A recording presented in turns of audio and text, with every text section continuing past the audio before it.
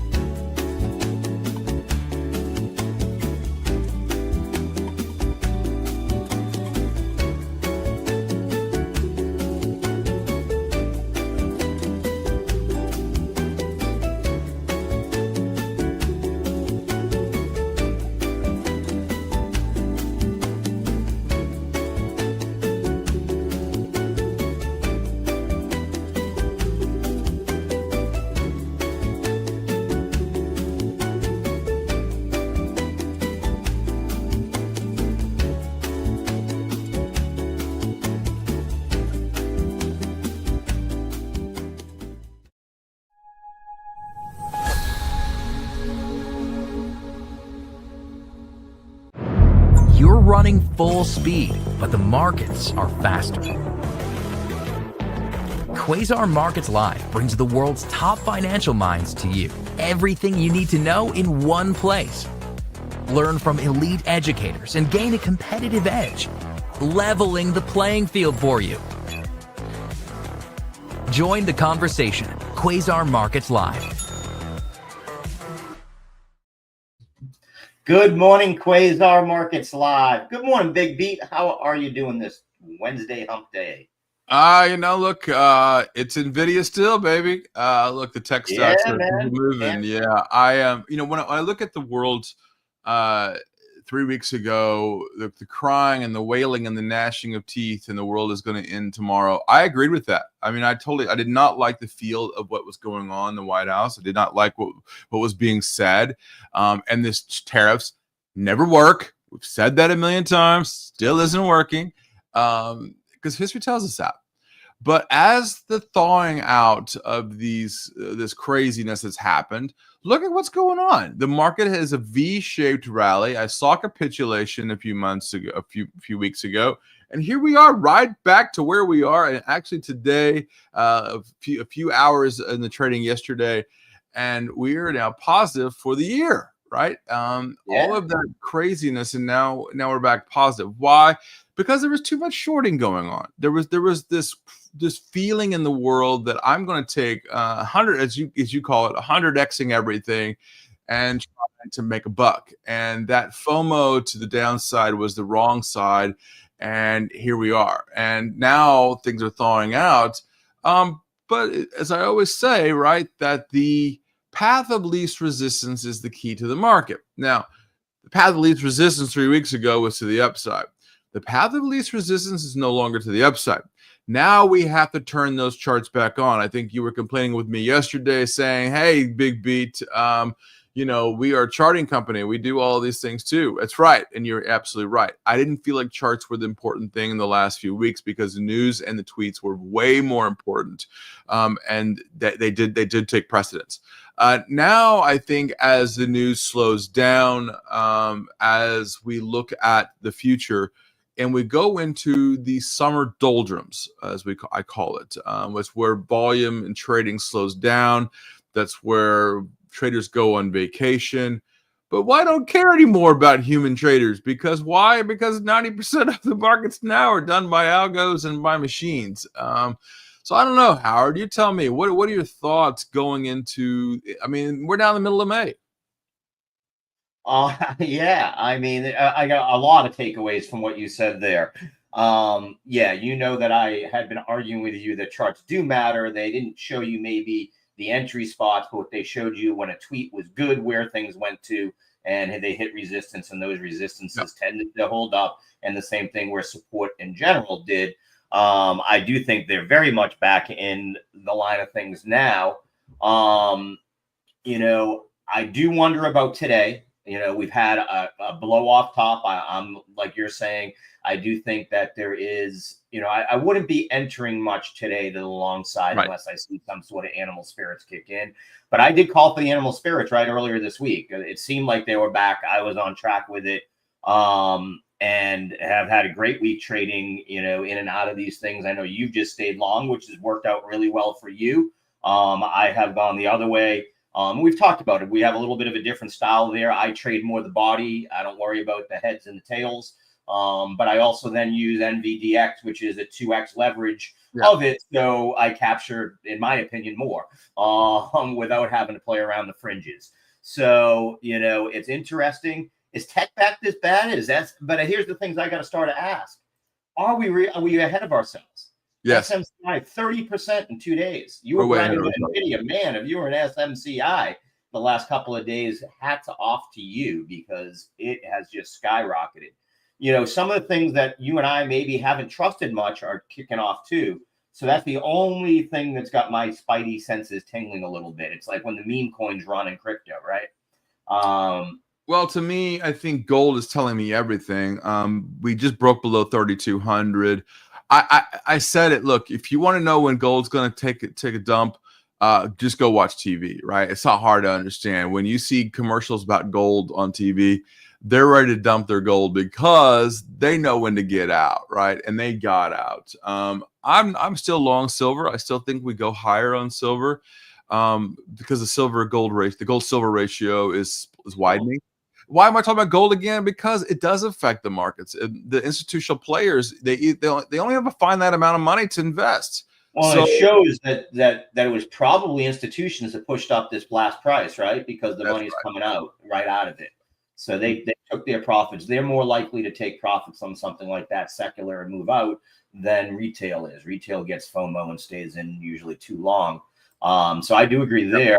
With that being said, man, I can't. Bitcoin 103,866 holding up like a champ. You know, you can't be mad there. We're not seeing the secular move out of crypto. So very happy to see that also. You know, but I will say we're still in that one day up, one day down on a lot of things. A lot of the stuff that yesterday had moved down, the Rigetti's, the AI names after Rigetti's bad earnings. The healthcare names like UNH, they are rebounding a little bit today, right? We are seeing, I said that yesterday. Yeah, the selling in UNH is absolutely ridiculous. This is a stalwart of the world, and the people banging on this is I get it. I mean, the helm, and I've said this. I have been very bad and mean on UNH because of the way that they've been handling the management of this company. It's appalling. You don't have the captain of the ship, the same person steering the ship, right? You need to have someone with a steady hand overseeing it, making sure things goes well. But you need to have a captain who's actually running the ship, and there needs to be some separation. They don't seem to be able to get out of their own way, and that's not a good place. But they're still bringing cash in. They're still bringing money in. But then to say, I don't know about guidance, that is not a way to run a company. And look, I banged on the White House. I'll bang it on UNH here. I'll bang on them. But I don't think that the company is going to go away. They are too big to fail. They are a company that needs to. Well, if they fail, the others fail with them, right? Because they're going to all go down, right? Yeah. And I do think, I guess that would be my question for you is, this was while UNH was the biggest one to take the hit, and you gave reasons why you weren't happy that their CEO is their chairman, and that whole situation. No, I was very pissed. Obviously the tragedy that was the killing of the other CEO, that you can't predict those things. But is it going to not break it? Because I don't want to be a fearmonger because hey, I got to give the current administration they're due, right? Right now everything's moving as these tariff things do it. I will point out, I don't think they've accumulated much from these tariffs, though.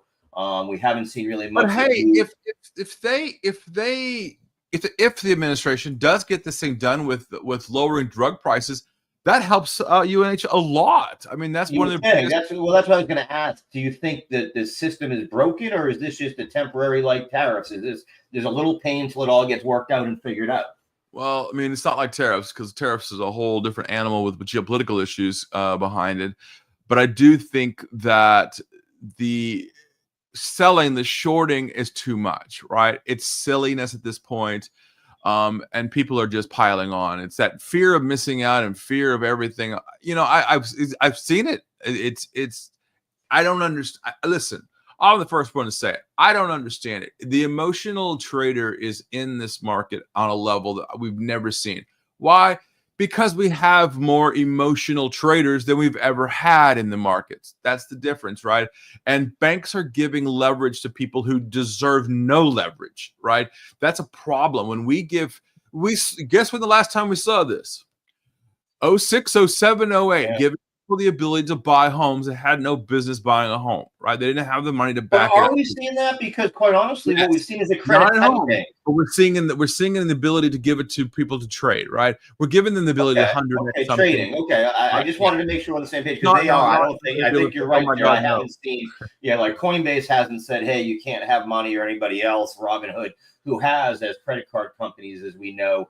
You were the one that did that great infographic that had all of the different levels of rejection there was, right? In those car loans and those. So the difference is not the banks, but you're saying that's what's giving traders too much juice. Banks are not the problem anymore. The banks are actually the banks are doing quite well, and they've got with it. I hesitate so much to say that for so many different reasons, as you know, because as soon as we say it, they'll blow up. We'll get it. There'll be a blow up somewhere. At 12 o'clock, we'll see. The bank will be in trouble this time. If they do mess up this time, the banks will be in trouble, and heads will roll this time, I think. They've had their 08 moment, they've had their 2000 moment. Enough, right? Banks, and I agree that banks are not just leveraging out anymore. Their portfolios are back to normal, and they're not just giving you a loan just because you're a pretty face, right? And you can sign away can you draw with a pen your name, right? That's not happening anymore, so that's good. Absolutely. So Steve, it's not just Nvidia obviously going up. Palantir, another record close. This is one you and I both were sort of not on the wrong side of, I wouldn't say, but yeah, we were. Man, with those PE ratios, I thought this one was going to have trouble setting new highs, but man, it just does. We've talked about. Same situation, but the other way around, right? When the stock was at 35, I said the path of least resistance. I said it at a dinner in in New York, and I said, look, Palantir is the best company out there that's underrated. No. Yeah, you look at the government contracts; they went from 35 to over 100 in less than a few months, right? That's the fastest move, I think, for a company like that in a long time. And when I got over 100, I got to 110. I was like, okay, thanks for your money. I'm out of this, right? Now the FOMOs to the other side, as people have caught on to Palantir, now the FOMOs to the other side. So the path of least resistance is not to the upside, it's definitely to the downside. Because the thing I point out is institutions are on the wrong side of this, which is causing this. They totally are, right? They totally are on the wrong side of this. You could see a short squeeze here still continues. This is one to keep an eye on. But I'm gonna tell you right now. Very well. Again, I'm not chasing. I'm just saying, if you're in it, it could be one that squeezes. Now, on the flip side of that, companies and governments are spending like crazy on AI, right? I mean, that's what I heard yesterday. The FDA wants to put AI in their system so that they can speed up the process of approving drugs, right?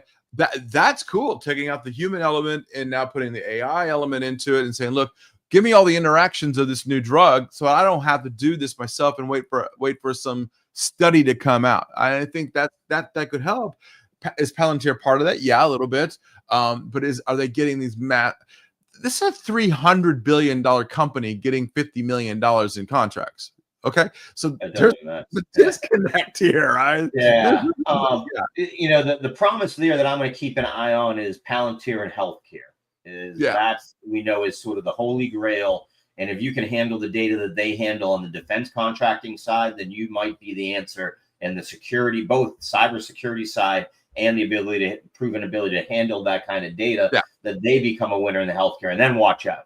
3 years ago, when I was asked, what should I invest in AI? And I said the same thing I'm saying today. There's 3 things that you should look at when you invest in AI. The first thing you should look at is companies that have large amounts of data. Think of it, people that have data on us, like Facebook and LinkedIn. Those companies already have, Amazon has huge amounts of data on what our buying habits are, who we are, what pictures we post. Those are huge amounts of data. The second thing I said that you should look at is our actual buying habits, right? The supply lines like FedEx and UPS and how they get those buying. Are we buying washing machines? Great. And that's a different type of movement. You're not putting a washing machine on a FedEx cart, right? And then the third thing that you need to look at, and I think the most important thing with AI is how does it make us more efficient with ChatGPT, things like that. How do we use it? And I think that world was a finance. And that's where I came in, right? And I won awards now with it, right? But when I look at it from the perspective of overall AI, are we being a country, or let's put it this way, overall arching on AI, are we being ethical about this? That the safety side of AI is not being looked at after. I had to have ethics meetings about how, because our AI was so strong, it was giving me answers to questions I didn't even know about. And look, you can use, if you don't know, for $15 a month, you can literally get our institutional AI, and it's working great, by the way. I found, by the way, I used our AI yesterday. It's a good example of this, Howard. In our tech stack team the other day, I walked them through our tech team about how there's some news coming out about ophthalmic drugs coming out, right? So I want to know the sentiment on because you and I wear glasses, so I want to know about these things, right? All of a sudden, boom, I've got 4 companies that I'm interested in, including Regeneron, REGN. I got that out of an AI piece that I didn't even know about from a news article that I got. That's how we use Quasar Markets, right? Is that you're pulling all these different data pieces, and we got that. That's what I'm talking about with AI. Palantir is the back end to some of that happens. That's why you're seeing it a $300 billion company, not because they actually have the actual contracts, but what they think about the future. But I think the future, and I just had a message from a friend of mine from IBM that says, hey, Steve, you should read this about quantum computing. We're way ahead of the game in quantum computing.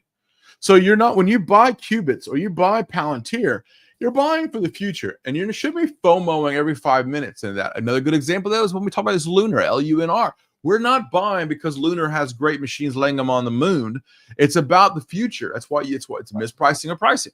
So when I looked at the whole market in general, I continue to see, okay, what is my timeline, right? That's not my charts telling me, hey, Steve, in 3 years, Palantir is going to be $500 a share because of a chart. Because there's no charting on that side of it, right? Well, when you look at charts, you look at the charts from the past, right? Where is it going to go? Where's it been? You need time, right? There's no enough time. There's no time on Palantir to tell you where the charts are going, because they're going to go higher with no news. Right. So that's why I'm saying I think you're absolutely right, Howard. When you look at Palantir, it's overvalued right now. Is it overvalued for 6 years from now? No, not at all. Yeah. Again, I use it. I call it the LMA test, right? If I'm buying it for my daughter, my 4-year-old, for her either college or for her wedding and all that type of stuff, then it's a different time frame than if it's in my trading account where I want to do it. Lucky Sharks, good to see you today.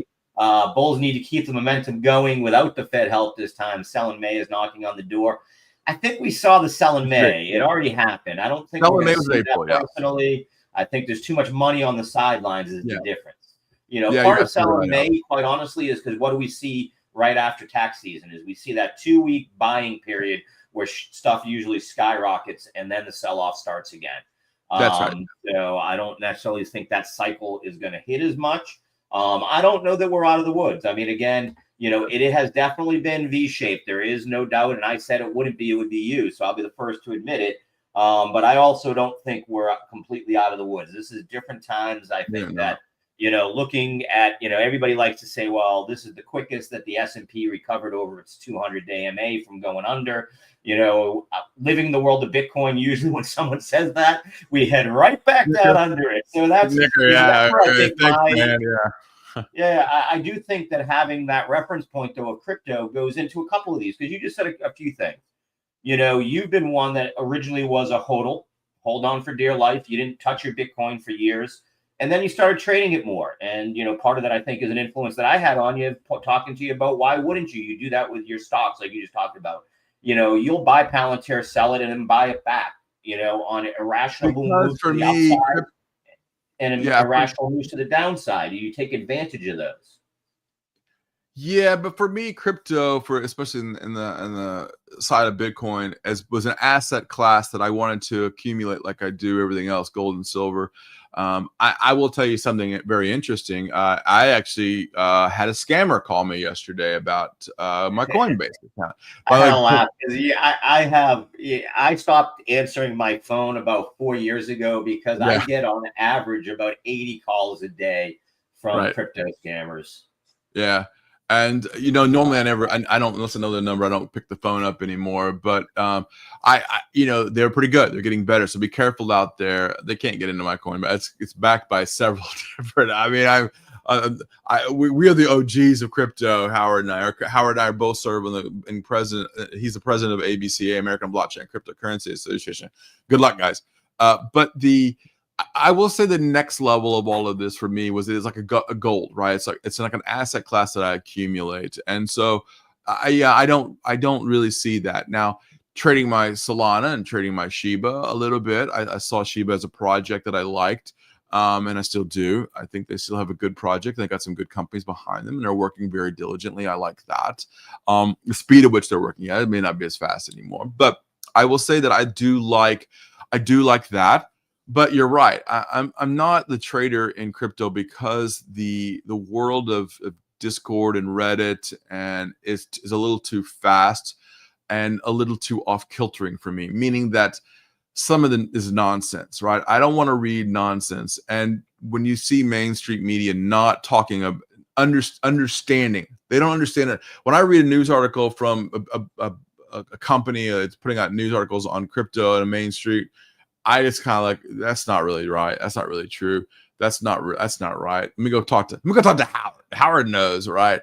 And so that's why I don't like trading it, because you know what? Whatever goes down usually goes right back up pretty quickly. So I don't want to be.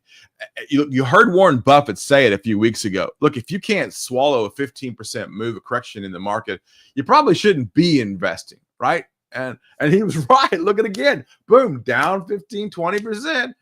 Right back up, right? So he's right. And now the question mark was, did he invest? Did he put that money, some of that money to work?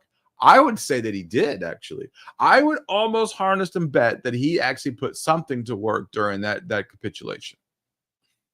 Yeah, we'll find out soon enough, because, if he buys enough, 9% triggers, he has to start reporting it. So, is he starting a lot of positions? What I would say is my takeaway is, I don't know that he has. In other words, usually he's pretty quick, to do it. When it was Alto, when it was Coke, when it was, you just keep going through them. The Japanese trading houses, it pretty quickly goes from 3 to 10% for him. He doesn't let a lot of time because he doesn't like any leaks, right? And now in the world of all of this cyber stalking and everything else, like you just talked about, you do see, leaks that you didn't see before. So, Steve, tick's been pretty muted here this morning. Advanced decline only up 1,000. So it's going to be interesting to see what we get here on the open. Q's currently up about 30 basis points. SPY up about 20 basis points. So we are slated to open to the upside. When I look at the Spider Select funds, though, it's a mixed bag across them, and none of them are 1% up or 1% down. So it seems like it's a very muted day here. Anything you're looking at for here on the open? You expecting to see the algos fight it out, or you think we just have a sort of quiet open? When we say a quiet open, let me know when President Trump is going to tweet, and then I will tell you if it's a quiet open, right? The news seems to be a little muted. That's why I think that we're seeing. I think traders are tired right now. I think you're starting, and we're getting in the summer, where people are traveling, where things are happening, right? So I do see a little bit of that now. As I said in the first part of this show, the summer doldrums. So there is a little bit of that. Yeah. So. Okay. Bitcoin back above 104 here, gold below 32 now. So again, we are seeing a little bit of a cyclical move there. Notice the 10-year rose again, almost at 4.5 here, Steve. So, I mean, economy taking off. Fed's not going to cut, right? Sorry to tell you, you're not going to be able to refi your house, Howard. Look, it's unfortunate but look, the pressure is again back on the Fed, and they are taking a very dug in stance. And look, when you're wrong, just say you're wrong. But the Fed isn't a place to say they're wrong. They don't want to ever say they're wrong. They always want to say they're right because they are, it's Ivy League educated, and that's the problem, right? That they're not keeping up with data. They say they're data dependent, but their data is from the 1980s. They say they're data dependent, but they are not. They should be listening to people that are in the economy, that are talking to people that hear it on Main Street about whether or not they should be doing these things. And now you also hear it from the president of the United States. I mean, I've never heard a president ever, except the first administration, of him doing it, speaking to the Federal Reserve the way that he does. Look, I am hard on it, but to say that look, he backed off of calling him names, right? That's not a place for him to do that, right? And that's what he does. But in this case, he is the chairman of the Federal Reserve. He deserves respect. He deserves it because of who he is, and he has a steady hand on the ship. But he's not listening to real data coming out at the speed of which data is coming out at. He wants to say, I have a heavy hand on the steering wheel and give me some time. The data is telling you this. We just saw Microsoft across the board is now cutting 3% of their employees. 3%. That's huge numbers, right? And they're going to spend that money in AI side of things. Well, that's right? what I was going to say. Is this? I mean, a lot of this reshuffling is the start of that move to AI, like we've talked about. We see companies say, I don't need to hire more people. I need to hire, or I need my people to learn to use AI better. That's right. And that seems to be it. I will say, looking at, the overseas to get a gauge, we know that, this, anyone that's been watching the European stocks has been taken off on the stocks itself, STOXX, over the last few days, down about 7 basis points, 8 basis points here. So I'm looking for that same sort of muted start here out of us. I think the U.S. might follow. Same thing. The Nikkei is down about 80 basis points here after, again, having a few straight below off top days. So it does look like, and we do know, right? 3 is a tough thing to do when you're going this strong. Four so is really bad. 5 is like, wow, congrats. That's I feel like it's like the Cardinals baseball team, 9 games in a row here. So look, are you guys on 9 in a row? 9 in a row. We were looking at 10 today. I haven't been. I got to be honest. I know that my Red Sox have just been sort of going sideways, and I haven't really. Baseball for me usually starts after the Celtics season, which could be today with Jason Tatum's injury. So I might be starting to be more of a baseball fan starting this evening. So how about this today? I mean, I'll post it up here for everybody to see. But the J.P. Morgan did their first public tokenization of treasuries. That to me is tokenization has started when J.P. Morgan does it. Yeah, and so we want to make sure we explain this. So J.P. Morgan has done tokenization in the past. They've done it on a private blockchain, which is basically this is doing it. This was done on Ondo, and which is a public blockchain, so a little bit different there. And that is very, very. It's a huge move because it shows the transparency, and it is the connection between TradFi and DeFi we've talked about, and it shows. People have been always talking about, they're going to do it all on private blockchain. No, eventually they won't. Private blockchain gets expensive down the road. It takes away the advantages of the public blockchain. We are opening up now here, Howard, with crypto pushing. See what we got here. Let me start to share my screen. Tick down to 400 here. I think the first move here is wrong. Actually, I think there might be a little bit of profit taking over the last few days. Great, understandable. If you want to go short today, I'm not giving my blessing on it, but I don't like it. there's nothing here. The shorts are out now. The market, they got absolutely slaughtered, guillotined, whatever you want to call it. As we said in the floors back in the day, you got hammered. But the next level of this is all dependent. I think the first move, yeah, we're already seeing tick flattening out a little bit, and advanced decline is. I mean, the only thing I would say to that comment you just had is, I mean, keep in mind the shorts made a lot of money in the first 3 months of this year. They gave it all. They have, they have money on the sidelines. Retail might not, that did it at the last minute, but those that did it go there. Carlos, yeah, Steve, we both, AMD, NVIDIA, you got it. Definitely moving to the upside here, without a doubt. And we didn't even get into talking about that. I have a whole bunch of breakdown of those announcements yesterday, the PIF AI developments over in Saudi Arabia. Let's get through the open and we can talk a little bit more about them, because that is, and we've been saying it, AI is not going away. AI is not dead, despite what it might be, the mainstream. 2000, I remember in 1998, people asked me why I bought. I mean, I remember when the internet first came out, and I ran across and I bought a book on how to write HTML, and people laughed at me like, that's a dumb thing. Internet's going to go away. It's just a fad. I don't think so. I think it's going to stick around. I think it's going to be something big. I don't think blockchain. I don't think crypto is going to go away. I think it's going to be something big someday. I don't think AI is going to go away. I think it's going to be big someday. I don't think quantum computing is going to go away. I think it's going to be big someday. I think driving your car is going to be a thing of the past. I think human robots will be the thing we do. Look, people have a hard time understanding the history of how technology works. Thankfully, I've been in the midst of technology my whole life, so I get it. And look, this is just the first inning of we're honestly, when I say we're in the first inning of the internet, I mean, we were back then. And today we're not even in the third inning. I mean, the way that we turn off the internet, my dad told me that he would never have a computer in his house. The internet goes down now in the house, and he calls, me, right? I'm the help desk line. So, right. So, things change, people change. I get that. But the way the speed now of technology is so fast that people should stop thinking about it from that perspective. They should stop saying, hey, look, the technology is not moving that fast.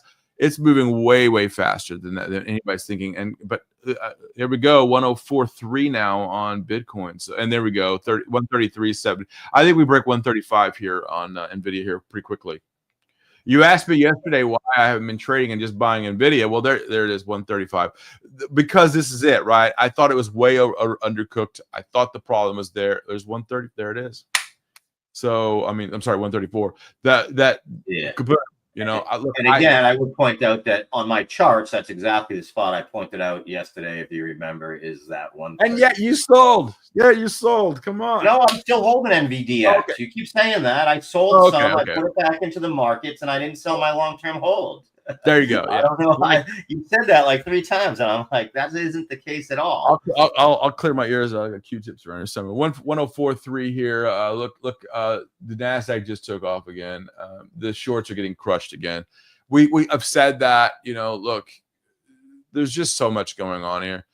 Palantir's defense contracts in KSA and UAE had a good push too. I agree. Palantir, I like this, but I think they're a little over their skis now. So they're not 104.3 now on Bitcoin. Kaboom. Look at NVIDIA taking off. NASDAQ is enjoying up. Q's just took off completely here. Wow. My thesis on NVIDIA was 150. Wow. Kind of liking this here a little bit. That was a nice move to the upside. Probably some profit taking off that. Yeah, about that pump. Yeah, 135 was where it was going to. I had a feeling that was it. So, but I think I'm not scared here. I think the Nasdaq might keep melting up today a little bit. A lot of good news out there in the markets. Absolutely. You hit on a couple of things there. I'm trying to catch up with you here from my headlines. You did have a new launch. WeRide has rolled out 8 more autonomous robo-taxi routes operating 24/7 in central China. first tier 1 city to offer around-the-clock autonomous ride-hailing, as you said. So their coverage now includes Canton Tower, and just so many different other areas there. We know about their partnership with Uber. They're going to also expand into Abu Dhabi, Dubai, everywhere. They also pointed out that they have not had an accident yet on their self-driving. We know that Tesla's had a few problems. We know that they debuted as a first pure play robotaxi stock, and they just continue to keep moving to the front. So good move up by WeRide. They just continue to dominate when it comes into there. And then, as you mentioned, or as Carlo mentioned, everything coming out of Saudi Arabia yesterday with the president there, with all the CEOs there, massive AI infrastructure. Humane and NVIDIA plan to build AI data centers with a projected capacity of 500 megawatts over the next 5 years. They're going to deploy 18,000 of NVIDIA's GB300 Grace Blackwell AI superchips. And I saw the size. You see the size of that yesterday? Those things are big. They're not a small device. It's what I talked about. I don't know what I thought they were, but they're like the size of an air conditioner. Right. So I talked about this on Schwab Network not too long ago about the Grace Blackwell chipsets. That this is going to be a game changer for a lot of AI companies as they build it. They just buy one of these puppies. I'll tell you the biggest news I think today is AMD announcing their buyback. Right, $6 billion of buyback of their stock. When does NVIDIA do that? If NVIDIA even announces that, oh my goodness gracious. I couldn't even imagine what's going to happen to NVIDIA stock. I would say the difference there is I don't know that I want them to. What they do is they spend their money on R&D, right, and get better and build more factories. I'd rather they continue with the way that they've gone. I think that's what separates. When a company has nothing else to do with their money, their cash, they either do two things: they buy their stock back or might create a dividend. Right? I always want to see it go into R&D, or I want to go see it into building and creating and innovating. Right? Is what I always want to see it. But the stock price at AMD was way underinflated. I mean, it was way out of whack. NVIDIA at under 100 was way out of whack. This is a $3 trillion company. It's acting like a $3 trillion company with multi-conglomerates buying massive machines. As I always say, business is not about selling one thing to one person. It's about selling many things to many people. So there you go. Yeah, absolutely. Bitcoin just slipped back down on that one. Down about 250 here. Advanced decline has gone negative. So while the Qs are taking off, we're seeing the rut get hit pretty hard here. So small caps are the ones getting the sell off here. Seeing a secular move out of the rut here, down about 22 basis points. Yesterday with the Bitcoin slipping, in the morning. Some profit taking at the top of that linear regression. They're really trying to the shorts are really, I think some of the miners are selling some of this up here, right? That they need to make some money because they haven't been selling it for a little while. Yep, miners are always selling nowadays. Most of them outside of Mara have a steady schedule that they release where they do it. And as you said, we talk about AMD and their big move to the upside. They are going to, we talked about the $10 billion, 500 megahertz. AMD, is looking to be invested with them, not just as another infrastructure play, but an open invitation to the world's innovators. That, the Middle East is going to be one of the major players when it comes to AI. They've talked about it, that's their answer to oil, right? As the oil runs out, they're looking to put their money into computers and AI.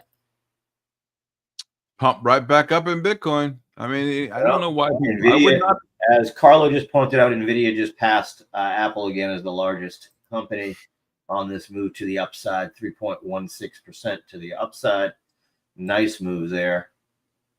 And so far, all of the early morning gainers, wow, Rigetti, man, taking off here, absolutely taking off. I actually got to look at what did I do? There it is. I'm in a position there. I bought Rigetti on the dip yesterday. A option for next week. Oh yeah, I'm going to get out of that right now. Up 152%. Well done. Look, I'm looking at oil, 63 to quarter here. So oil is telling you that the recession is not on right now.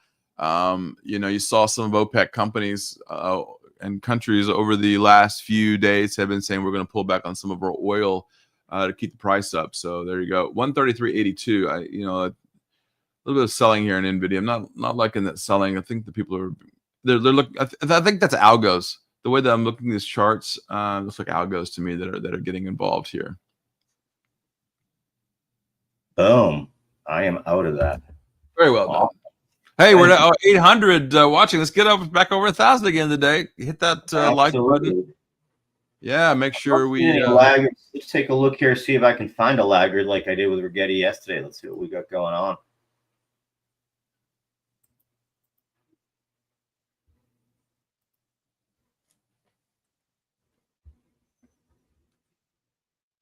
And the Dow is now positive here. It's up 73 bucks here. So I'm, you know, we'll look at UNH. UNH now up 11 bucks here, up almost 4%.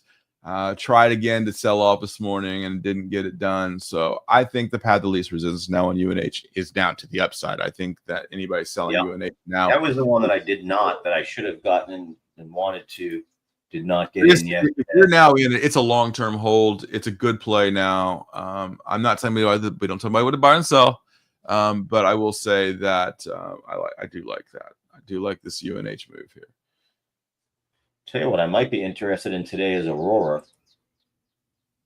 They're down today on their news after you know, keep the headline in here.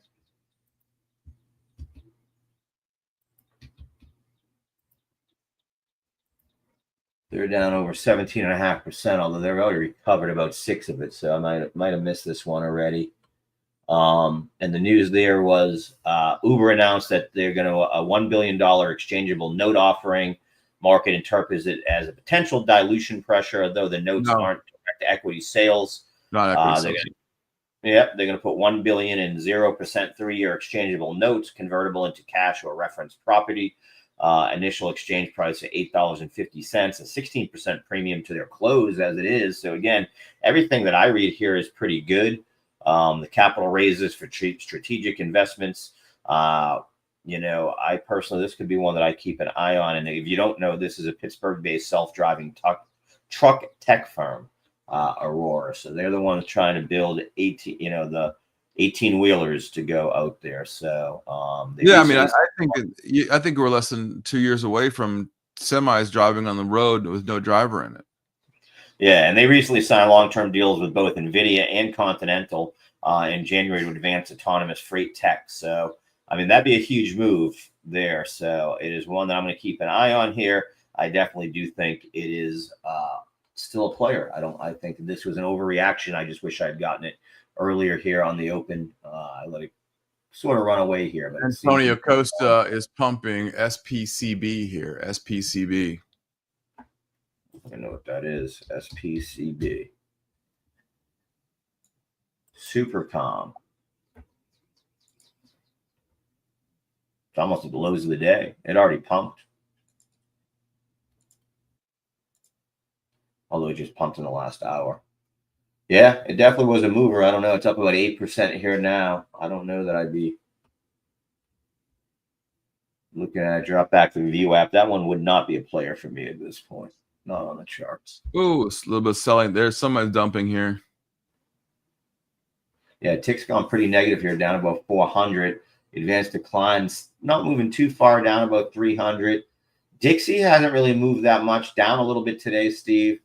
Q SPY sort of tailing off here. Rut is holding pretty steady so far. VIX back above 18, up slightly today, 18.29. Not a real big move there one way or the other. Gold struggling to get it back, trying to get back above 3,200 here. Bitcoin, same thing at 104. It makes that move every morning and then gets sold off pretty quickly.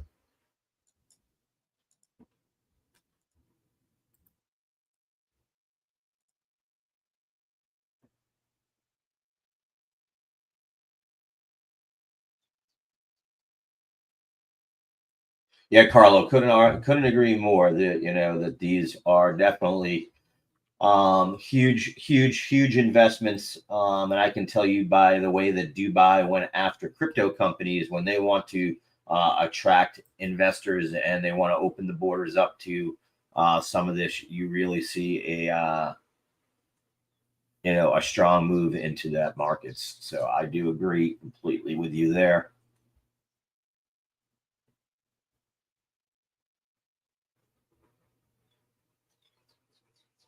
Boeing at 205.86 here, Steve. So even with the talk of Air Force One being delayed and President sort of railing on them a little bit, nicely up. Berkshire down about 1% here today, Steve. So maybe people are upset that they're not seeing that money move anywhere. Coinbase up about a 0.5 percentage point here. Carvana, nice winner today, up about 3.84%. So nice move up there. The only laggard I'm really seeing that I would be interested in here is Aurora personally. If they've dropped down a little bit lower again here, I'd be interested. You could convince me on Pony AI, maybe also, or Newmont. Some of these ones that are down for no reason, down 4 or 5%. Although I do like better going after Aurora here, down 13%. If it could get back down about 14% towards that. So maybe look at the area I'd be interested in here.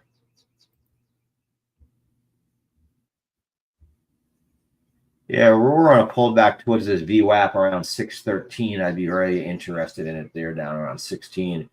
$6, I'd really love it, but get me down to 615. I could be interested in a short play on Aurora here. I would probably play an option next week's expiry. That's what I did with Rigetti yesterday. So what I'm going to keep an eye on here from a laggard side. Just trying to see if anything else really catches my eye. Let's take a look at Pony AI here.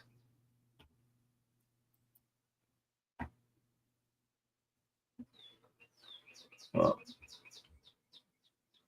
Pony AI gets interesting here. It looks like it's continuing to fall. This be one I'd want to see fall back all the way to about 1478 for an entry. I'd want to see it somewhere in line with where it consolidated here on May 7th. So see what we get here. It's continuing to move to the downside, but Pony AI could give an interesting bounce back opportunity here. Like I said, it's tough, and Steve said it's tough to be sort of short in the market here personally right now. I do think there's some overextensions of things that I'd be looking at. But, I'm not short in SMCI right now after 30, even though it's been up 30% in 2 days. That would be the one I'd probably take a look at.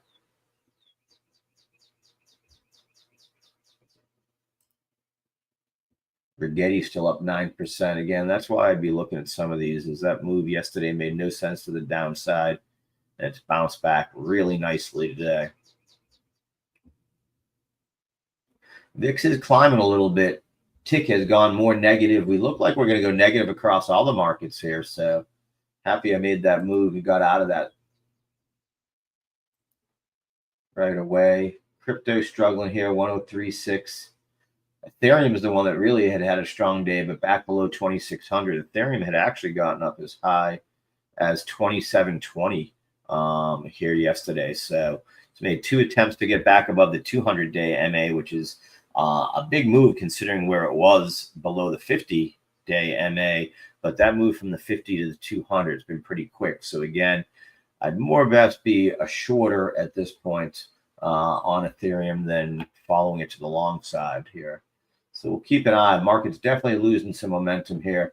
Tick down about 400. Advanced decline's gone down 1,300.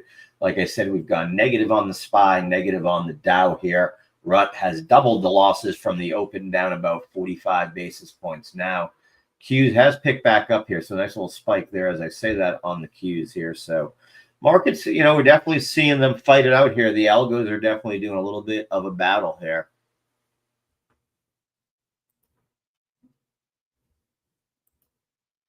SMCI 12.66%. Wow. Had gotten as high as 46.50, back down at 43.811. Let's see if we can hold support here, or it could give up its moves here.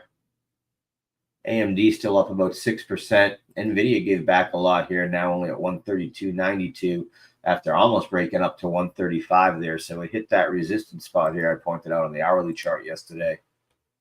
Went almost all the way to it, but has pulled back here. Anything below 132 here, I'm looking for a pullback towards that 129 area on a short term here. I ain't scared. We're going to 150. I ain't scared about NVIDIA. Okay. I'm more talking short term than your long term views, but keep it up. Sell those bags, big man. I just don't feel like that NVIDIA run is over. I feel like that they are very undervalued. The deal with Saudi Arabia and these deals they're making and these chipsets are huge. And I think people are undervaluing what these chipsets can do and what they're building for the future. So I think it's undervalued. Still think it's undervalued. I think we go to 4 trillion, 5 trillion. 6 trillion. You said they were going to be the first $4 trillion company. Would happen before the end of the year. Yes, still believe that. Yeah, absolutely. I mean, we've already passed up Apple. I mean, that's crazy. We passed up Apple, right? I mean, yeah.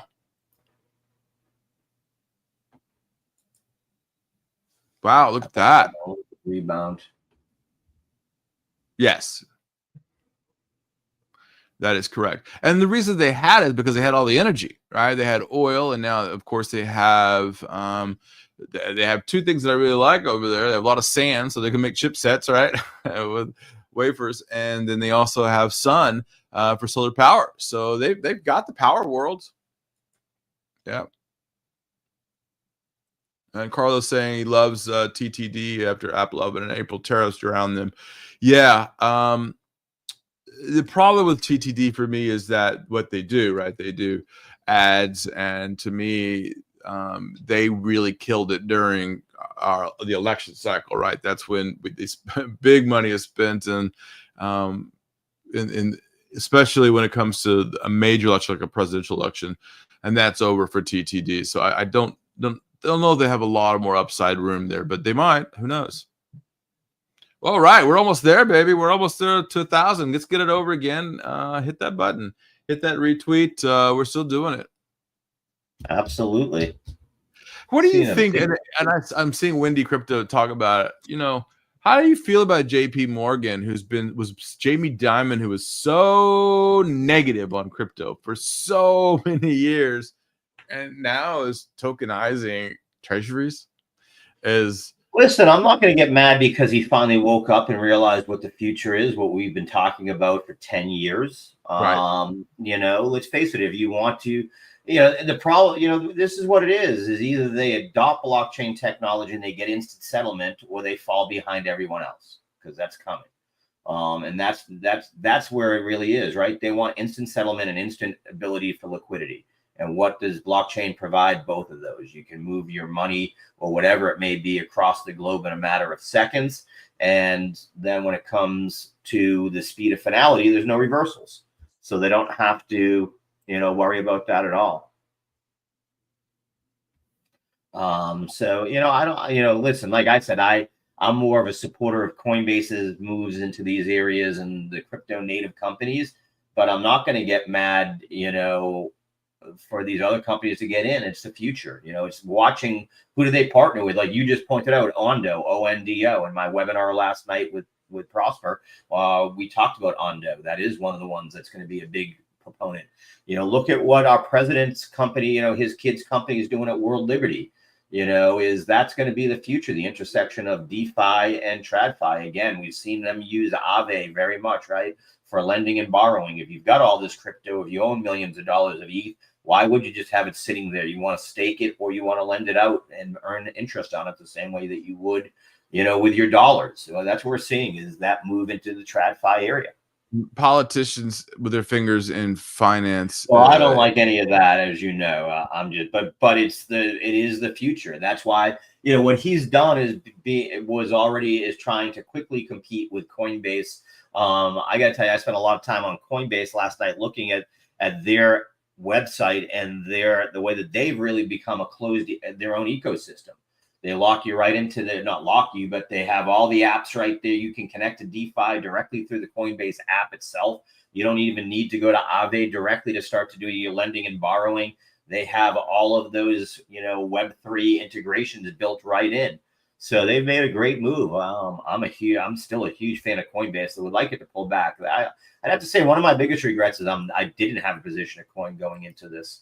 And all I've done is talk about how great they were all year. I don't know what I was thinking, but I definitely missed that. I mean, one. Brian Armstrong is a visionary in the fact of how he saw Coinbase being integrated into almost everything, right? And how the acquisition of several, how the ads and all of the futures exchanges, they set themselves up. It's everything I've said. I don't know. Like I said, it's just shame on me for not having a position in it. But they were ones that got CFTC approval during the last administration by buying an already CFTC approved futures company, a small one in the U.S. And that gave them sort of that relationship that they were able to build quickly with the CFTC and now the SEC, so that they're able to quickly, implement these things where the JP Morgans and these others are going to be slower to it. Although I did see that something like 99 meetings have happened between Goldman Sachs, JP Morgan, and the SEC in regards to crypto regulations already under the new administration. So all of TradFi is lining up the door at the SEC to find out what that green light that Stephen Flanagan is talking about. Where is it? What is it? And how do I use it? So, TradFi is coming. MSTR, nice move. They were down over 1% in the pre-market, now up about a 0.5 percentage point. We'll mention too, CEP, I believe is the ticker there, is when you talk about not liking our current administration being involved in the world of finance. This is Cantor Equity Partners, which is the SPAC that is going to be a company called XX1 or XXI, I guess, which is 21 in Roman numerals. And it is going to be a company that's going to challenge MicroStrategy and their policy of being a Bitcoin treasury company. They purchased, I don't remember the amount offhand. I think their first $45 million, or it might have been $454 million in crypto yesterday. CEP, let me ask that question here. I'll find it. VIX is jumpy here a little bit.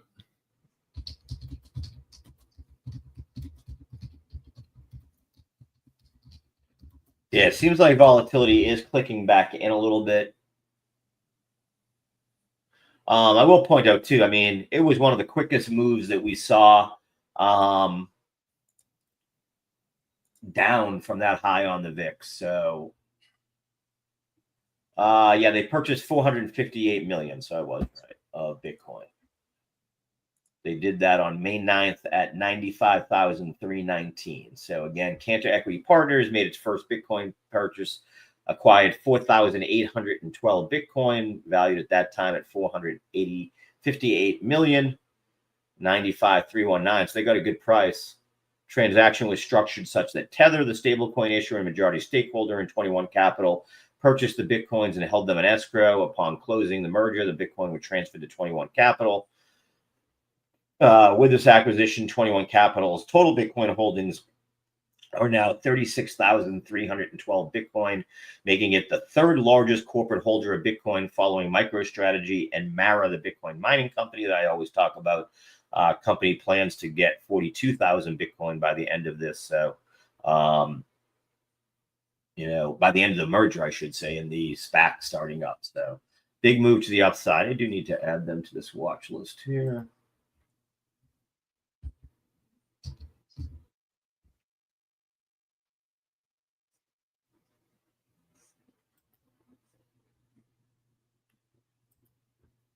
I do see our man, Mr. Flanagan, wearing the shirt. I have that shirt, Mr. Flanagan. So let's bring him in. Let's get this going. You've got it, baby. The evolution of money. That's for you, Howard. I love it, buddy. I love it. And for those that don't know, they show seashells. They show salt. Then they show dollars and gold. They show then dollar bills. And then, of course, Bitcoin when the man is finally walking. Mr. Flanagan, how is everything going, sir? You're here for your victory lap, I see. Well, no, not necessarily. Listening to your opening this morning, the both of you guys talking about the path of least resistance. And you're absolutely right. You look at any indication of RSIs. I happen to like stochastics. The market is right now a bit of uncertain, and that path of least resistance is to go right back to what you've been doing, and that would be selling, right? And you have some some trading psychology people speaking on the platform as well, and I'm sure they would attest right to it, right? So we've hit a point, and everybody goes right back to what we've been. I'm uncertain, use the buzzwords again, and of course we sell dollar index. The key is, where did we close last week? You know how much I use the weekly close. You're at the midpoint in the week, and we're still above last week's close. So, yes, the market's breathing. Look for opportunities. Look at the news out. A lot of positive news is just continuing to stream out. Yeah, but Steve, you nailed it. I mean, I take your victory lap, dude. You said middle of the month that Donald Trump would get us back to the midpoint and relax. Things will go better. We're going to get some good news out of trade, especially out of China. The big ones, some of these big, we've been complaining about all of this, all this bad news in the market. You said hogwash. You said, listen, middle of May, be prepared for this. And here we are, literally the 14th of May, and we're back up and we're positive for the year.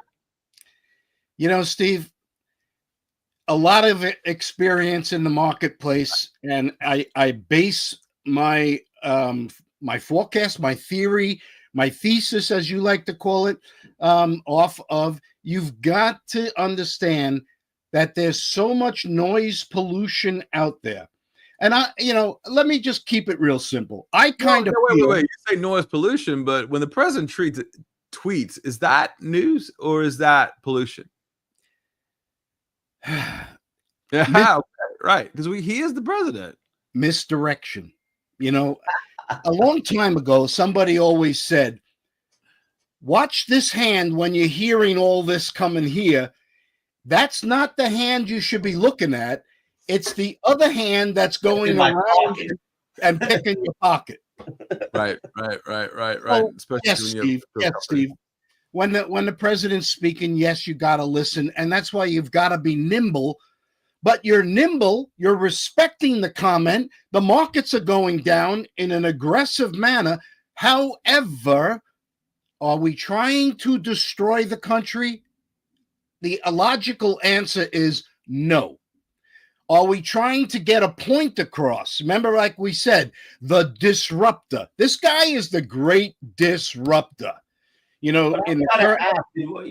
So far we really, have we gained anything? Well, we're back to flat on the year if you're not at new highs. Well, I don't mean that. I mean in the trade wars, in these tariffs. I mean, there's great disruption, but the rates seem to have come back to where they were before Liberation Day. That's where my question is. Did we, what did we get from this? Again, is, that's what's going to be digested over the next few weeks, right? The euphoria we saw the last 2 days, animal spirits back, everything through the roof, looking great. I'm one of them that wrote it up. I was listening to Mr. Flanagan very closely, and I agree with these things. But what I've also done, as you know me, is I'm a data guy, not like the Fed. I actually read what's going on today, not yesterday. And, as I started to read through these trade deals and the talks and where we're at, there hasn't been a huge amount of movement that is going to help U.S. industry so far. What it's done is it's taken away some of the headaches they had from the tariffs. But that's what worries me, or that I'm looking for is where are we going to get, did it really disrupt? I mean, it definitely disrupted the markets and now they're recovering, but did it change the world order? Yes, it will, but you're not going to change the world order overnight. Right. No, well, that's why I'm asking you, because I don't know the answer. I haven't seen the moves that it did, and I'd have to ask, do you think that part of it is that they don't want to live without each other? In other words, it looked like at the beginning we were going to try to get alliances with India and we're going to try to do this. And, it doesn't seem like that's happening as much anymore. It seems that move with China came so quickly that that it's sort of, that was what I was looking for. I was looking for us to have a stronger deal with India, a stronger deal with Brazil, a stronger deal with Mexico and Canada that made this block, that made us more immune to some of the issues that we are trying to disrupt, our reliance on Chinese pharmaceuticals and other things there. And I don't even care about cheap labor personally.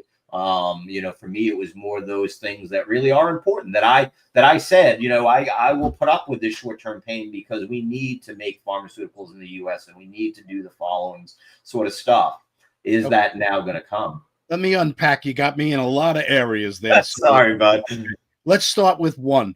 I have a incredibly high confidence that there will be a major resolve over time. Two, I think if you talk to anybody who has been at a negotiating table to a very complicated situation, they will tell you it takes time. Three, we've got the UK. Okay, that was the layup, but it is going to benefit the US. Okay, so we do have a bit of concrete data. Another point. Well, so that one's up for debate. I'll debate you that one all day, because the agriculture is not saying that, and that is the people that was supposed to help. It will benefit agriculture, but it's only a smidge. It's not what the agriculture sector is looking for. But you weren't. Again, if you talk to food industry people and experts in that area, they say no. We'll actually see more imports come in from Great Britain. In the way of frozen meats and things like that, then we will see them take our products. So that's one where I rely on the experts in those industries, not a spokesperson. Yeah, but let's talk about experts in the industries. Okay, you got Roche coming out now poo-pooing lower drug prices for United States, and they're saying they may not go through with this whatever this acquisition. Okay, guess what? Goodbye. Are you kidding me? And people that are naysaying all this are people that are just oblivious to change. Change is disruptive. We must have that as a common denominator. Okay, yep. So let's look at another step that's being done in this negotiating process. And these negotiations are going to go the full 90 days. Okay, but you've got now suddenly, look what happened in Taiwan to their currency.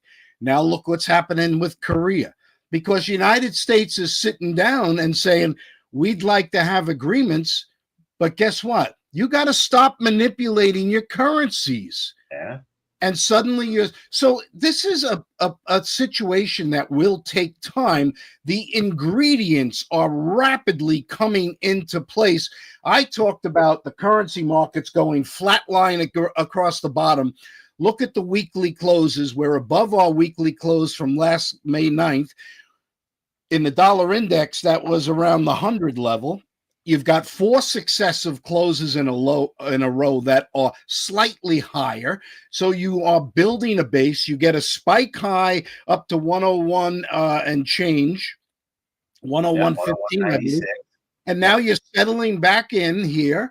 Because the path of least resistance is for everybody to do what they've always done, and that's, to sell the dollar. But it takes time for the ingredients to take hold. You plant a seed, it takes a little time to get that shoot to start the show, and then you're like, hey, come on. Right. So that's the thesis of where I'm at. But another piece of good news, you've got a tax plan rapidly moving through to the House floor. Tax cuts for corporate, small business, and households. Okay, you can slice and dice that one. What about the SALT? Okay, there'll be some sort of agreement, but guess what? Idaho, North Dakota, South Carolina, they're not going to be bailing out New York and California, just because they've got high taxes, and it's up to those higher tax states to get their houses in order. So, but my point here is that the ingredients are coming into place. Is Trump going to show up Thursday at this Ukraine sit down in Turkey between Zelensky and Putin? We know Rubio is going to show up. What happens if Trump comes in and suddenly we've got an agreement there? The Saudi Arabia thing, $1 trillion and more investment, $1 trillion total investment to the U.S. The UAE, another big one. So the ingredients keep coming. Are we getting on the tariff situation, the total data that you want? No, not yet. Let's see it play out. And Absolutely. my take, therefore, what the dollar index tells me is 4 weeks of successive high. The market is probably historically underweight the U.S. And you've now got the U.S. equity markets back to flat, but you don't have the currency market, the double bang I talked about. Yeah, and I guess I'd have to ask too, because we know money moves first, right? But it isn't so far, and that isn't like an insult by any means. And it's more about, it's been sort of the quiet before the storm, was probably a better way to put that. Is that what you're seeing here? Because it hasn't been, we saw the explosive move to the upside, but it's pulled it back pretty quickly. And we haven't seen a big move by the other currencies that I've been watching. Are you seeing any imbalance that's sort of kind of playing out there? Or, what are you looking at here across world currencies, getting a little bit out of the US and back to, the forex world? What are you seeing there in the waves of change? You talk about the boat turning in a lake. Are you starting to see the boat turn? Quietly. Yes. Yeah, that's what I'm asking. Is this because I have no forex experience except for what you've taught me in the last? So when I ask these questions, don't think they're a trick question. They're me trying to learn more and saying, okay, this is what I see. What are you seeing, or what should I be looking for next? What currency pairs? What am I looking at here? In general. Let's look at the high. 101.15 is now going to be a significant break in the dollar index. Okay, we're getting to points that money, the worst emotion that you can have with money is fear, and the world was given fear on April 2nd, right?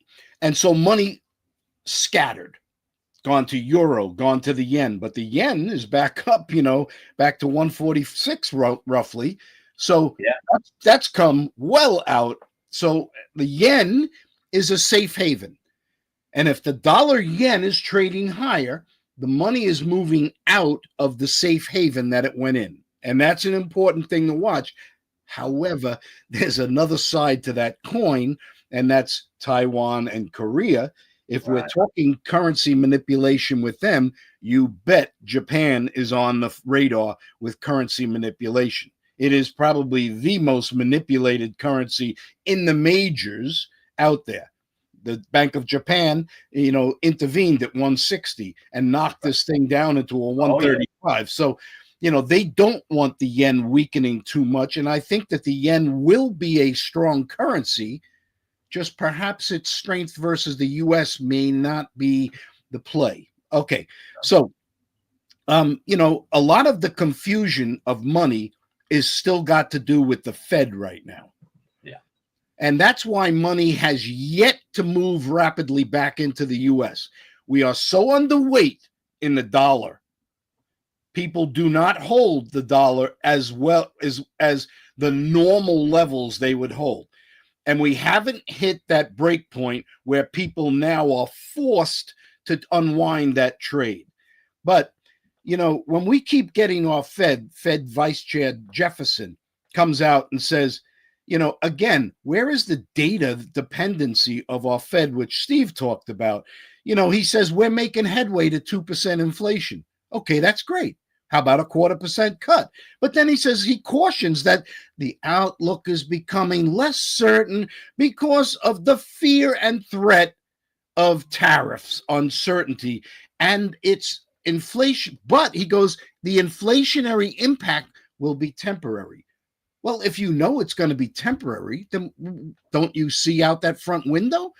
What is you so uncertain about? And then you've got Goolsby, who I love out of Chicago, but he's now saying can't jump to conclusions about the long-term trends given the short-term volatility. What the frick? That's your job. I will tell you, I will say our boy Powell has them all talking in lockstep.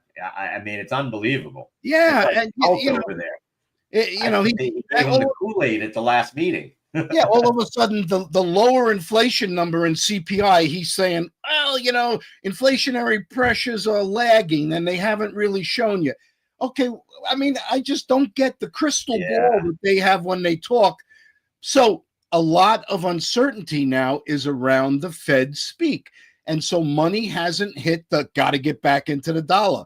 However, we are basing, and I think that once we begin to break this dollar, and I'll use the dollar index 101.15, we get a weekly close above that level, and I think money is going to be forced to move, and you're going to see a recovery in the dollar.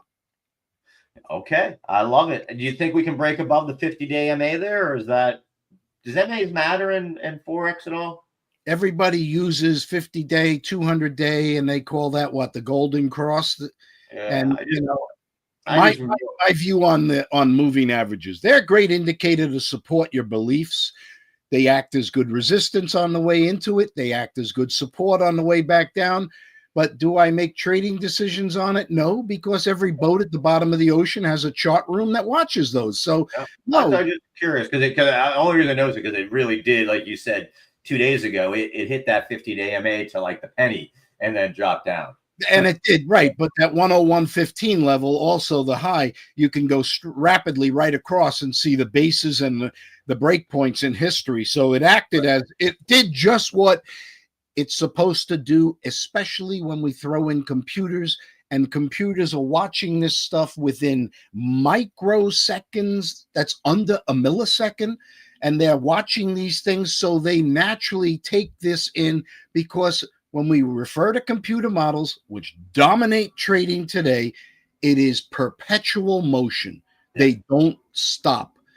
Even though Steve said, even though we may see some doldrums, nope, you're going to have computer models. And when levels break, such as your 50-day moving average, they will react. Yeah, without a doubt, without a doubt. So, what other currencies are we watching this week? Okay, we got Banxico, Mexico's central bank. They expected to cut rates on Thursday to 8.5% from 9%. That's significant, but their economy is weakening. Despite higher inflation numbers that came out, they are cutting rates aggressively. So dollar mex is quite low, or the Mexican peso is quite strong, but then why wouldn't it be? Right now you can earn 9% interest by holding mex, and as long as the currency is appreciating, wow, there's your double bang, and that's called a carry trade. That's something. Also, we have on Thursday the UK GDP expected to be 0. Now, I would like to see how the market, because sterling is holding up very strong against the dollar around the 133.25, and that is just above last week's close of 133.05. So in order for my dollar scenario to gain, I need to see sterling drop. If we certainly get a negative print on GDP, the bells are going to ring, and wake up world, they're going to have to get more aggressive in their rate cuts. So that's something else to follow. And you have Eurozone GDP for Q1 expected to be plus 0.4. Now, part of the reason behind this move into the euro is not only you've had a central bank that's now talking much lower rates, so you've got good appreciation in the bond markets, but their industrial production is expected to be up 1.8%. So you've had a positive surge in some of the economic numbers in Europe. I don't think it will be long lasting, but enough so that people are more willing to park money in the euro dollar while this situation is playing out. So let's watch those two numbers on Thursday. Also, UK unemployment comes out, expected 4.5% in March, up from 4.4. So you got a toxic combination potentially in sterling to watch for. Okay. Well, Mr. Flanagan, I do need to run a little earlier than normal here today. Thank you so much, like always, for that great information. King Dollar looks like it's back. Are you ready to say that? Is King Dollar back? Well, I'm looking at it, and I know it's coming. I may be end of May in June, but I know it's coming. Absolutely. And I was going to say, you had been saying end of June, so I don't want to put you on the spot like Steve did and tell you to take the victory lap yet. It has started, but I think, like you said, the momentum is still picking up. And from what you've said, I'm watching for those same things, the move out of the safe havens like Japan. I am very interested to see what happens in Mexico there. Like you said, the high interest rate I know attracts it. And like I said, the part for me is that it doesn't seem like we've seen that big reshuffle yet, the big rebalance yet that you think is coming. Is that a safe bet? And I guess that's why what I'm trying to get at is, while the markets have recovered, it looks like forex is still unwinding trades. I totally agree with you, but then I would add to it, if we've got 4 successive weeks in a row right now with the dollar index off of its low and closing higher each week, they're quietly doing it. Aren't we seeing the move I'm talking about? But I remember what it was like with the carry trade. I guess my head is so on that carry trade when it blew up with Japan. Yep. And how quickly that explosion was, that I think every move in forex is going to do that. So I guess, like you're saying, it's just quietly sort of accumulating. Is that what you're sort of is the way to look at it? That's right. So it's not a race off one side of the boat to the other. Everyone's sort of just dipping maybe everyone's got rods on both sides right now. Well, no, not necessarily. Everybody's on one side, the left side. We're all fishing, but suddenly you looked over your shoulder and you saw 3 guys who, gee, why are they going to that side? And then it's 4, then it's 5, and then the herd moves. Awesome. That's what I would thought it was. That's what I wanted to hear. That's what it looks like to me. So thank you so much, Mr. Flanagan. We will see you again Friday. Quasar Markets, thank you so much. 1,130 people watching. We appreciate you all so much. We'll see you again tomorrow morning.